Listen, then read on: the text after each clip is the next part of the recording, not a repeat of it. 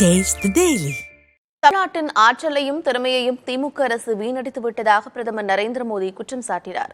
கச்சத்தீவை திமுக மற்றும் காங்கிரஸ் இணைந்தே தாரை வார்த்ததாகவும் அவர் விமர்சித்தார்.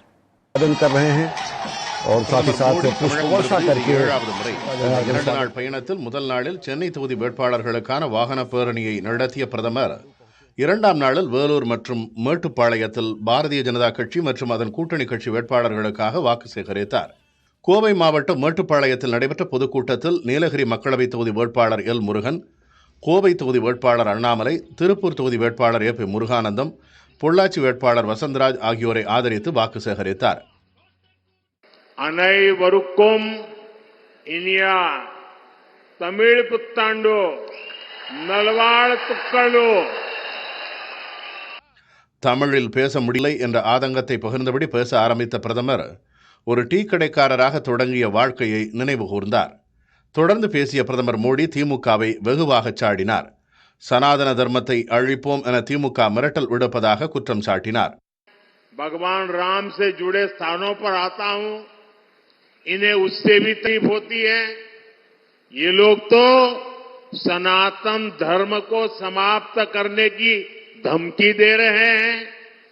नए संसद भवन में तमिलनाडु की संस्कृति से जुड़े पवित्र सेंगोल की स्थापना होती है.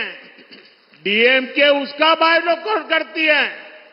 காங்கிரசும் திமுகவும் இணைந்தே தீவை தாரை வார்த்ததாக குற்றம் சாட்டிய பிரதமர் மோடி கொங்கு மண்டல வளர்ச்சிக்கு தாம் கேரண்டி அளிப்பதாக வாக்குறுதி அளித்தார்.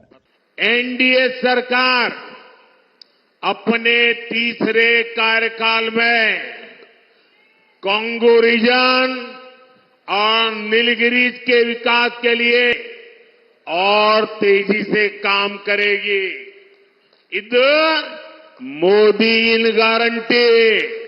சாதாரண குடும்பத்தைச் சேர்ந்த அண்ணாமலை அரசியலுக்கு வந்து கேள்வி கேட்பது திமுக பிடிக்கவில்லை என விமர்சித்த பிரதமர் மோடி அதிகார மமதையில் திமுக மூழ்கி கிடப்பதாகவும் குற்றம் சாட்டினார். ஊழல் சுரண்டலுக்கு மறுபெயர்தான் திமுக எனவும் விமர்சித்தார். முன்னதாக வேலூர் கோட்டை மைதானத்தில் நடந்த தேர்தல் பரப்புரை பொதுக்கூட்டத்தில் பங்கேற்ற பிரதமர் நரேந்திர மோடி வேலூர், அரக்கோணம், தருமபுரி, கிருஷ்ணகிரி, திருவண்ணாமலை, ஆரணி ஆகிய 6 தொகுதிகளில் போட்டியிடும் பாரதிய ஜனதா கட்சி மற்றும் அதன் கூட்டணி கட்சி வேட்பாளர்களை ஆதரித்து பரப்புரை மேற்கொண்டார். அங்கு தமிழில் உரையை தொடங்கிய பிரதமர் மோடி காங்கிரஸ் கூட்டணியில் உள்ளவர்கள் பெண்களை அவமதிப்பதாகவும் முன்னாள் முதலமைச்சர் ஜெயலலிதாவை திமுகவினர் இழிவுபடுத்தியதாகவும் குற்றம் சாட்டினார். புதிய தலைமுறைக்காக வேலூரில் இருந்து குமரவேல், மேட்டுப்பாளையத்திலிருந்து சுதீஷ் மற்றும் சரவணபாபு.